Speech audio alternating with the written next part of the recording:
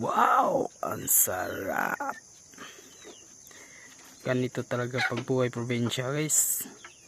Kahit anong ulam na lang na makukuha natin dito sa mga paligid natin, no? Oh, kalain mo, kahit nandito ka sa bundok, makalitson ka pa rin ng mga ganito, no?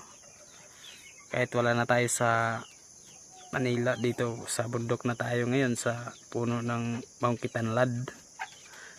Oh, ito na ngayon ang libangan natin dito kasi nandito tayo eh. Mga 2 buwan pa tayo bago bumalik sa doon sa syudad. Magtambay muna tayo dito kasi marami kaming mga ano dito, mga alagang hayop. Kaya minsan dito lang ako nagtambay ako pag wala akong magawa doon sa barangay. Kaya shout out pala sa mga taga syudad dyan. Anong ulam nyo? Sarap, diba? Ayos. Whew. Ganun talagang buhay ang probinsya. No, hindi rin tayo maboring pag maghanap din tayo ng mga paraan para malibang tayo. So, ngayon, kalitsan din tayo ng ganito eh. So, libre na. May ulam na ba tayo ngayon? So, guys,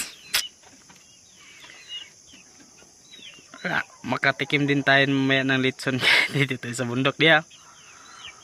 So ganun lang, basic ang buhay. Pero pwede rin natin litsonin yun, no? Sobrang malaki yan na manok na yan. Mga 4-5 kilos talaga yan. At saka ito mga hybrid to. Ano to? Yan.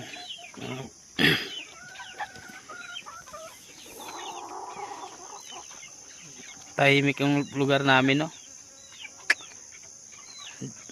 Diyan, ang lagay lang tayo ng mga bitag dyan sa gilid-gilid na yan. May mga manok kasi dyan na wild chicken. Na minsan papasok dito, hinuuli natin. Kasi isama nila yung manok natin na mga dito.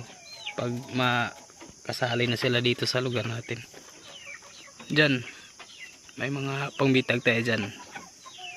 Mga pandaga, yung yung palos, palos, parang halo, palos. Yan sobrang laki yan. May siyamo din kami dito eh. Kaya ang sarap. Mamaya itis natin to kung masarap ba to.